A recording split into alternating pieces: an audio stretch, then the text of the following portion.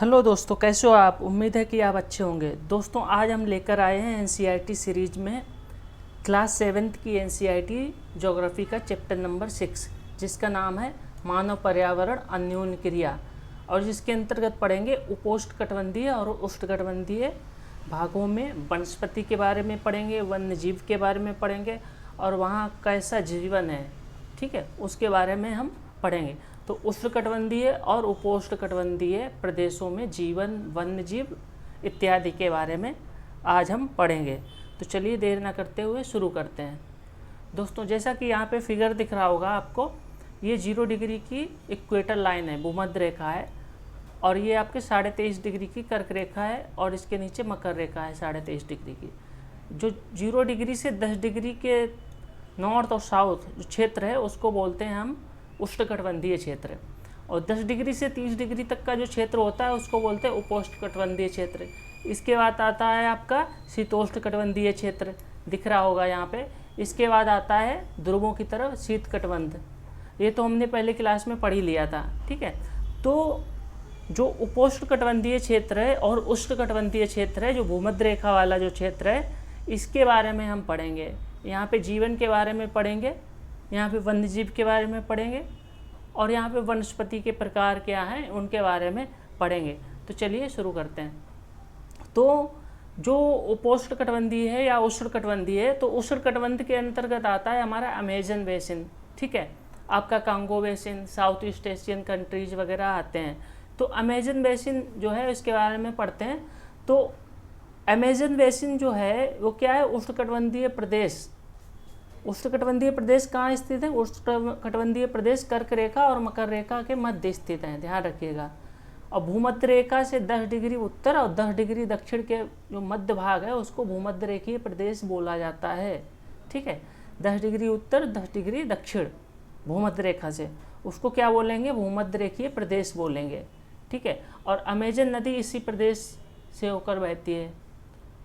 Africa में आप देखेंगे कि कांगो रिवर है, आपका साउथ ईस्ट एशियन में मलाया है, सुमात्रा है, जावा है, इंडोनेशिया है, ये सारे जो देश हैं ये भी आपके भूमध्य रेखीय प्रदेश हैं, ठीक है। अब बात कर लेते हैं कि जिस स्थान पर कोई नदी किसी अन्य राशि में मिलती है उस नदी का मुहाना कहते हैं। अब नदी के बारे में बात चल रही है, मुहाना किसे कहते हैं? किसी जल राशि में जब नदी मिलती है, यानी समुद्र में जब मिलती है, उस स्थान को क्या कहते हैं? मुहाना कहते हैं।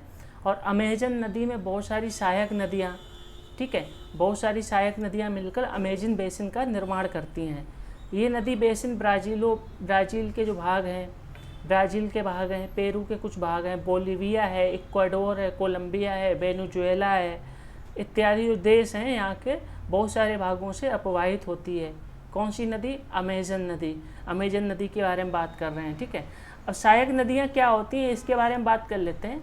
ये छोटी नदियाँ होती हैं जो मुख्य नदी में मिलती हैं, ठीक है। और मुख्य नदी अपनी सहायक नदियों के साथ जिस क्षेत्र के पानी को बहाकर ले जाती है वह उसका बेसिन है। जिस क्षेत्र का पानी बहाकर ले जाएगा वो बड़ी नदी का क्या हो जाता है? बेसिन हो जाता है, या जल संग्रहण क्षेत्र कहा जाता है, कैचमेंट एरिया, ठीक है। अंग्रेजी में बोलें तो इसको कैचमेंट एरिया बोलते हैं। और अमेजन बेसिन जो विश्व का सबसे बड़ा नदी बेसिन है, जो अमेजन बेसिन है, अमेजन, ठीक है, वो विश्व का सबसे बड़ा बेसिन है, ध्यान रखिएगा। आगे चलते हैं।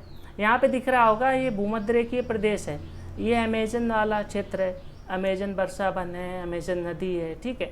ये आपका कांगो वाला क्षेत्र हो गया, ठीक है, कांगो रिवर बेसिन हो गया।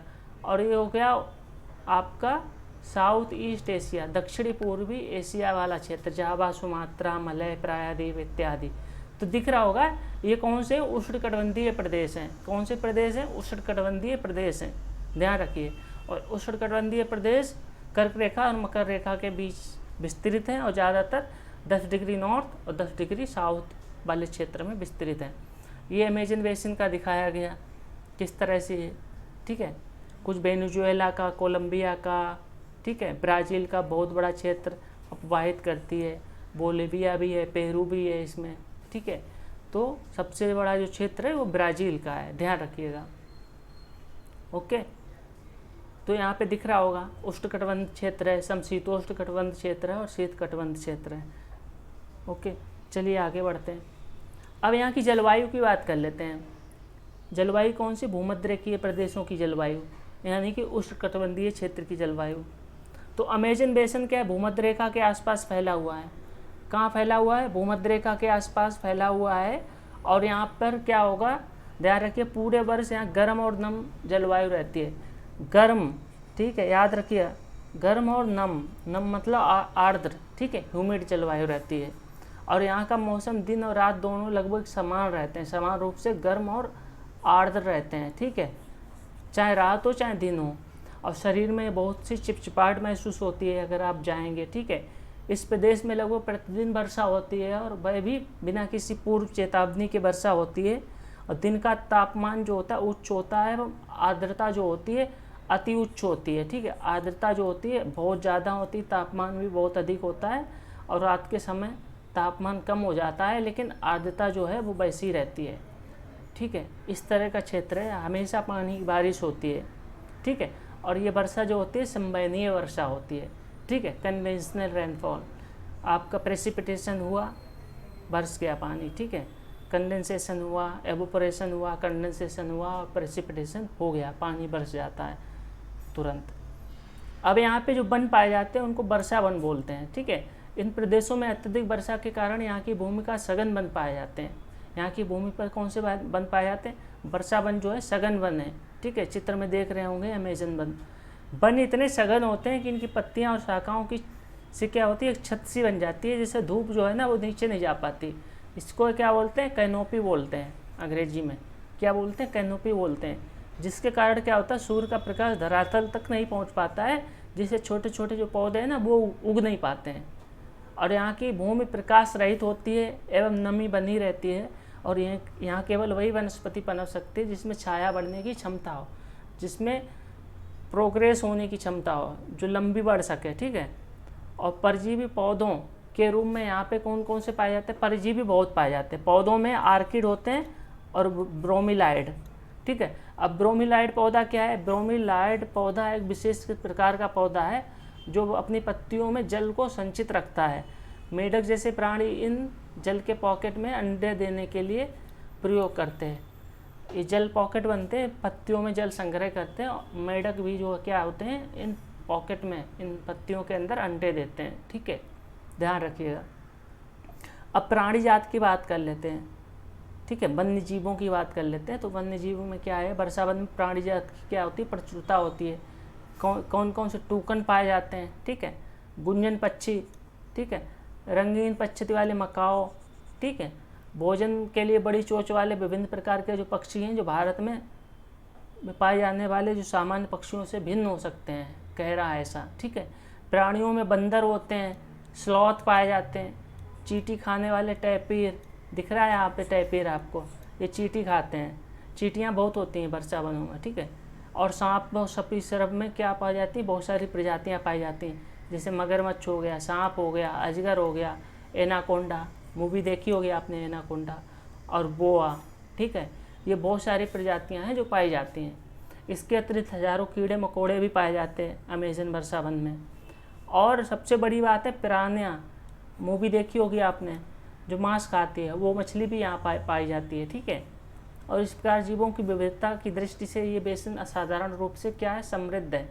यहाँ पे क्या है, डाइवर्सिटी बहुत है। क्या है, डाइवर्सिटी बहुत है जीवों की, ध्यान रखिएगा, बहुत ज़्यादा डाइवर्सिटी है।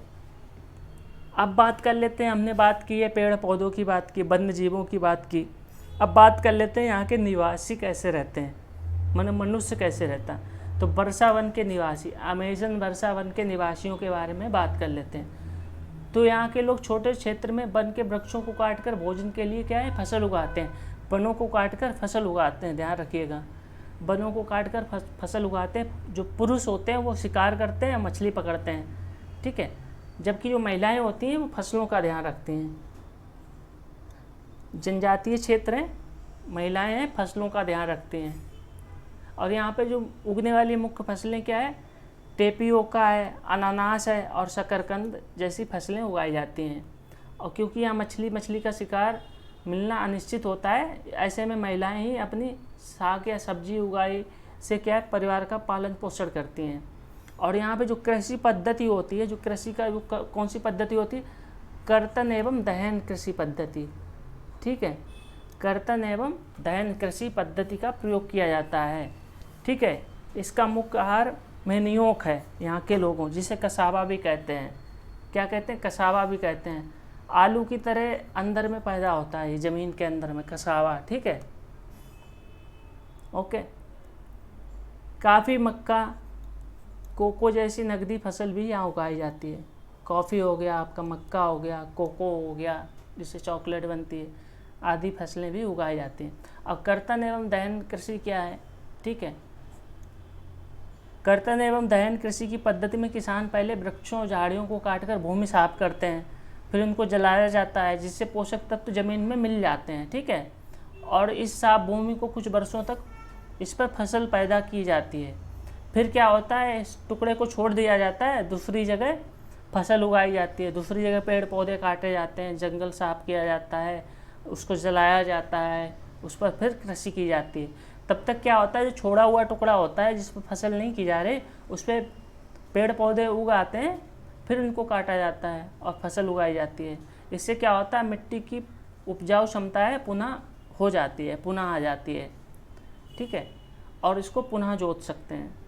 तो ये होगी कर्तन एवं दहन कृषि। अब बात कर लेते हैं, वर्षा वन में अत्यधिक मात्रा में घरों के लिए लकड़ी प्रदान करते हैं। इनके लाभ क्या हैं? कुछ परिवार मधुमक्खी के छत्ते के आकार वाले घरों के छप्पर में रहते हैं, छप्पर के घरों में रहते हैं, ठीक है। जबकि कुछ लोग मलोका, ठीक है, मलोका कहे जाने वाले अपार्टमेंट जैसे घरों में रहते हैं, जिनकी छत तीव्र ढलान वाली होती है। अब तीव्र ढलान क्यों होती है दोस्तों? क्योंकि बारिश बहुत ज़्यादा होती है, इसलिए तीव्र ढलान का उपयोग किया जाता है। तो इन घरों को क्या बोलते हैं? मलोका बोलते हैं, ध्यान रखिएगा। अमेजन बेसिन के लोगों का जीवन धीरे धीरे बदल रहा है। पुराने समय में वन के अंदर पहुंचने के लिए नदी मार्ग ही एकमात्र उपाय था, क्योंकि जंगल से होकर आप नहीं जा सकते थे। 1917 में ट्रांस अमेजन महामार्ग बनने से वर्षा वन के सभी भागों तक पहुंचना संभव हो गया है। अनेक स्थानों पर पहुंचने के लिए हवाई जहाज़ों, हेलीकॉप्टर का प्रयोग किया जाता है। इस प्रक्रिया के फलस्वरूप यहाँ की मूल आबादी को उस क्षेत्र से बाहर निकालकर नए क्षेत्र में बसना पड़ा, जहाँ वे अपने पौराणिक तरीके से खेती कर रहे हैं, ठीक है। बहुत सारे चेंजेज आए, रोड बनना, जो वहाँ के आदिवासी लोग रहते थे उन तक क्या हो गया, लोगों का आना जाना हो गया, जिससे कारण क्या हुआ, हस्तक्षेप बढ़ गया, लोगों को वहाँ से निकाला गया, दूसरी जगह शिफ्ट किया गया, इत्यादि चीज़ें हुई हैं। तो चेंज हो रहे हैं, धीरे धीरे चीज़ें बदल रही हैं, ठीक है। अब जो विकास हुआ है, विकास की गतिविधियों के कारण जैविक विविधता वाले वर्षा वन धीरे धीरे क्या हो रहे हैं, नष्ट हो रहे हैं। देखिए यहाँ पे दिख रहा है आपको, इस तरह से था, ये वन थे, वनों को काटा गया, ठीक है, विनाश हो रहा। फिर यहाँ पे खेतीबाड़ी शुरू हो गई, खेतीबाड़ी भी उजड़ गई। अब वनों का विनाश सीढ़ी दर सीढ़ी हो रहा है, मतलब धीरे धीरे वनों का विनाश हो रहा है। ऐसा अनुमान है कि प्रतिवर्ष अमेजन बेसिन के वर्षा वन का बड़ा भाग लुप्त हो रहा है।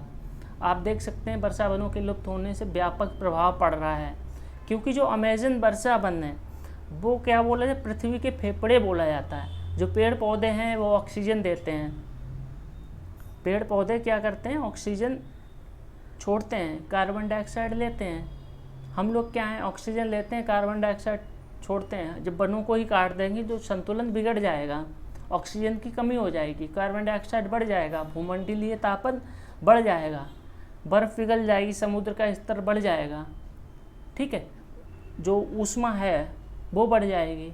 तो इत्यादि चीज़ें हो सकती हैं। चलिए आगे पढ़ते हैं, गंगा ब्रह्मपुत्र बेसिन में जीवन। अब गंगा ब्रह्मपुत्र बेसिन का जिक्र करना यहाँ पे इसलिए ज़रूरी हो जाता है क्योंकि ये उपोष्णकटिबंधीय क्षेत्र में आता है। तो ये बेसिन जो है उपोष्णकटिबंधीय क्षेत्र में आता है, 10 डिग्री उत्तर से लेकर 30 डिग्री उत्तरी अक्षांश के मध्य स्थित है। अब उपोष्णकटिबंधीय क्या है, 10 डिग्री से लेकर 30 डिग्री तक का जो क्षेत्र है, चाहे वो साउथ हो या नॉर्थ हो, ठीक है, वो आता है आपका उपोष्णकटिबंधीय अक्षांश में, ठीक है। अब घाघरा, सोन, चंबल, गंडक, कोसी जैसी गंगा की सहायक नदियां हैं, ठीक है। कौन कौन सी सहायक नदियां? घाघरा है, सोन है, चंबल है, गंडक है, कोसी है, गंगा की सहायक नदियाँ हो गई। ब्रह्मपुत्र की सहायक नदियाँ क्या हैं, वो भी बहुत सारी हैं, जैसे मानस है, ठीक है, दियांग है, दिबांग है, ठीक है, लोहित है, ये सारी ब्रह्मपुत्र की सहायक नदियाँ हैं और ये इस क्षेत्र में प्रवाहित होती हैं। एटलस की सहायता से आप देख सकते हैं। अब गंगा और ब्रह्मपुत्र के मैदान, पर्वत एवं हिमालय के गिरिपाद तथा सुंदरबन डेल्टा इत्यादि की बात हम करेंगे, ठीक है, इस बेसिन की, ठीक है। अब यहाँ पे देख रहे होंगे गंगा ब्रह्मपुत्र का नदी बेसिन है, ठीक है। कहाँ से निकलती है, तिब्बत से निकलती है ब्रह्मपुत्र। गंगा कहाँ से निकलती है, उत्तराखंड से निकलती है, गंगोत्री से। तो ये चलती हैं तो बहुत सारी सहायक नदियाँ इनमें आके मिलती हैं। तो यहाँ के जीवन के बारे में बताया गया कि इन भागों में जीवन की क्या चीज़ें हैं, ठीक है, जीवन किस प्रकार का है, ठीक है। चलिए शुरू करते हैं। इस बेसिन की मुख्य विशेषता क्या है, मैदानी क्षेत्र में अनेक चाप झील पाई जाती हैं, ठीक है। कौन सी झील पाई जाती है, चाप झील पाई जाती हैं और इनको गोखुर झील भी बोलते हैं। कौन सी झील, गोखुर झील।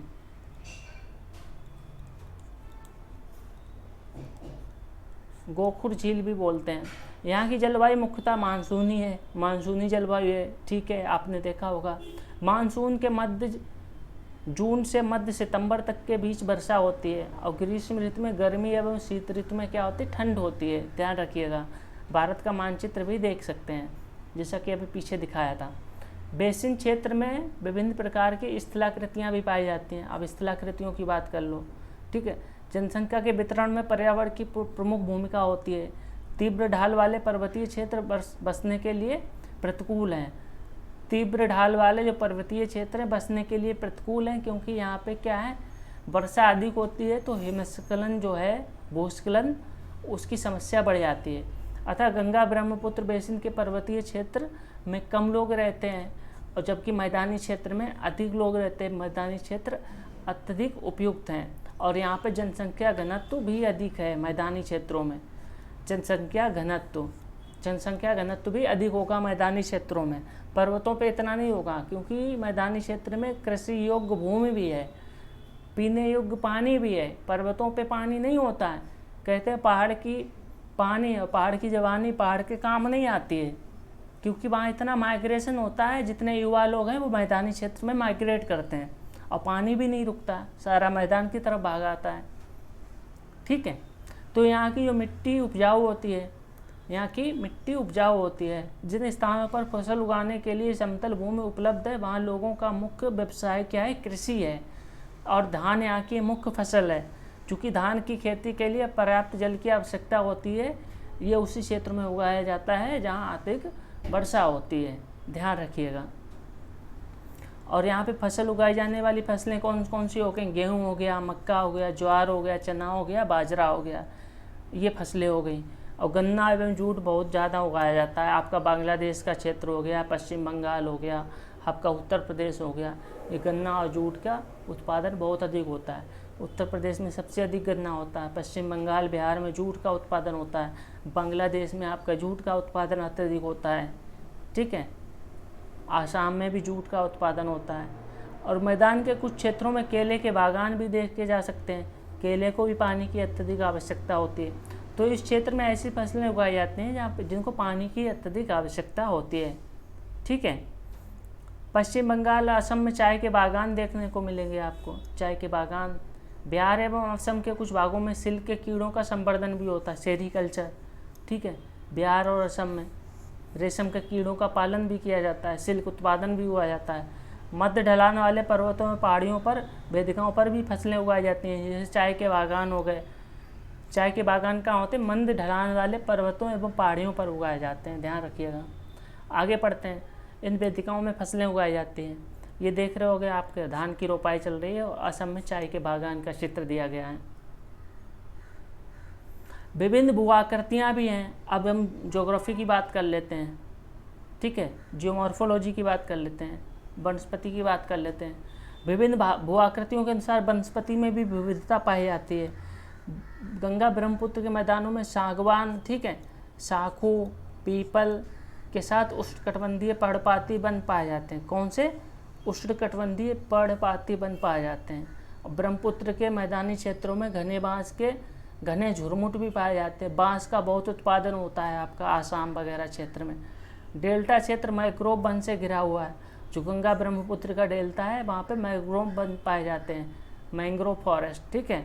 उत्तराखंड, सिक्किम एवं अरुणाचल प्रदेश की ठंडी जलवायु एवं तीव्र ढाल वाले भागों में चीड़ और देवदार जैसे वृक्ष पाए जाते हैं। चीड़ हो गया, देवदार हो गया एवं फर हो गया, जैसे शंकुधारी वन पाए जाते हैं। अब ये भी गंगा ब्रह्मपुत्र का मैदान हो गया ना एक तरह से, गंगा ब्रह्मपुत्र का क्षेत्र। तो जो क्षेत्र है इसमें जो पहाड़ी वाला क्षेत्र है जहाँ पे जलवायु ठंडी है, तो वहाँ पे चीड़ हो गया, देवदार हो गया एवं शंकुधारी वन पाए जाते हैं, ठीक है। अब वन्य जीव की बात कर लेते हैं। वन्य जीव भी पाए जाते हैं विविध प्रकार के। हाथी हो गया, बाघ हो गया, हिरण हो गया, बंदर हो गया, ये जीव पाए जाते हैं। असम में देखेंगे तो एक सींग वाला गंडा पाया जाता है ब्रह्मपुत्र के मैदानों में, ठीक है। जो डेल्टा का भाग हो गया वहाँ रॉयल बंगाल टाइगर पाया जाता है, मगरमच्छ पाए जाते हैं, घड़ियाल, ठीक है। नदी के साफ जल एवं झील एवं बंगाल की खाड़ी में प्रचुर मात्रा में जलीय जीव पाए जाते हैं। रोहू, कतला, हिल्सा आदि मछलियाँ भी पाई जाती हैं। मछली एवं चावल जो है इसीलिए इस क्षेत्र का क्या है, मुख्य भोजन है, बंगाल वाले क्षेत्र का, ठीक है, मुख्य भोजन हो गया, ठीक है। चलिए आगे बढ़ते हैं। अब गंगा ब्रह्मपुत्र के मैदान में बहुत सारे शहर भी हैं, कस्बे भी हैं। जैसे गंगा वाले क्षेत्र में इलाहाबाद हो गया आपका, कानपुर हो गया, वाराणसी हो गया, लखनऊ हो गया, पटना एवं कोलकाता जैसे शहर हो गए जो 10 लाख से अधिक आबादी वाले शहर हैं, ठीक है। यहाँ पे उद्योग वगैरह भी हैं। अब शहर होंगे तो आबादी अधिक होगी, आबादी होगी तो उद्योग भी होंगे, ठीक है। उद्योग होंगे तो उनका गंदा पानी भी नदियों में जाएगा, जिससे नदियाँ प्रदूषित होगी, ध्यान रखिएगा, ठीक है। नदियाँ क्या होंगी, प्रदूषित होंगी। और इसीलिए सार्वभौम स्वच्छता कवरेज प्राप्त करने और स्वच्छता पर ध्यान केंद्रित करने के लिए 2 अक्टूबर 2014 को किसकी शुरुआत की गई, स्वच्छ भारत मिशन की शुरुआत की गई, ठीक है। 2 अक्टूबर 2014 को स्वच्छ भारत मिशन की शुरुआत की गई। अब इस नदी बेसिन में क्या यातायात का सुविकसित तंत्र उपस्थित है। अभी बहुत सारे रोड हैं, सड़कें हैं, ठीक है। आप देख सकते हैं गंगा ब्रह्मपुत्र बेसिन में यातायात के 4 मार्ग सुविकसित हैं। मैदानी इलाकों में लोग सड़क मार्ग, रेल मार्ग एक दूसरे से कनेक्ट होते हैं, ठीक है। गंगा नदी संरक्षण के लिए नमामि गंगे कार्यक्रम भी शुरू किया गया था। नमामि गंगे कार्यक्रम ध्यान रखिएगा, ठीक है। बहुत सारे पत्तन भी हैं इस क्षेत्र में, जैसे हुगली हो गया, हुगली नदी पर कलकत्ता में महत्वपूर्ण पत्तन है। मैदानी क्षेत्रों में कई बड़े हवाई पत्तन भी है, हवाई अड्डे भी हैं, ठीक है, ध्यान रखिएगा। अब इस क्षेत्र में क्या है, पर्यटन के बारे में बात कर लेते हैं। गंगा ब्रह्मपुत्र नदी का जो पर्यटन क्षेत्र है उसके बारे में बात कर लेते हैं। पर्यटन इस बेसिन की मुख्य प्रक्रिया है, ठीक है, मुख्य क्रिया है। आगरा वगैरह में जाएंगे आप गंगा नदी बेसिन वाले में तो ताजमहल, ठीक है। इलाहाबाद में गंगा का संगम लगता है, प्रयाग मेला, ठीक है। यमुना का जो संगम है, उत्तर प्रदेश एवं बिहार में बौद्ध स्तूप हो गए, लखनऊ का इमामबाड़ा हो गया, असम में काजीरंगा नेशनल पार्क हो गया, जो मानस वन्यजीव अभ्यारण्य हो गया, ठीक है। अरुणाचल प्रदेश में भी जनजातीय सांस्कृतिक बहुत सारे दर्शनीय स्थल हैं। तो ये हो गए हमारे पर्यटन के बारे में। तो मानस वन्य प्राणी अभयवन में जो बाघ दिख रहा है आपको, ये कहाँ पे, आसाम में है, ठीक है। तो पर्यटन के भी बहुत सारे स्रोत हैं। तो जो उपोष्णकटिबंधीय क्षेत्र है गंगा ब्रह्मपुत्र का, वो हमें पर्यटन भी उपलब्ध करवाता है, ध्यान रखिएगा। क्या उपलब्ध करवाता है, पर्यटन भी उपलब्ध करवाता है। तो हमने नदियों के बारे में पढ़ा, ठीक है, वनस्पति के बारे में पढ़ा, जलीय जीवों के बारे में पढ़ा, वहाँ के वन्य जीवों के बारे में पढ़ा, ठीक है, वन्य जीवों के बारे में पढ़ा। वहाँ के जो लोग हैं वो कौन सी क्रियाकलाप में संलग्न हैं उसके बारे में पढ़ा। तो आज हमने कितने चीज़ें पढ़ी हैं। उष्णकटिबंधीय में हमने अमेजन वर्षा वन पढ़ा और उपोष्णकटिबंधीय में गंगा ब्रह्मपुत्र डेल्टा से लेकर पूरा बेसिन पढ़ा, ठीक है।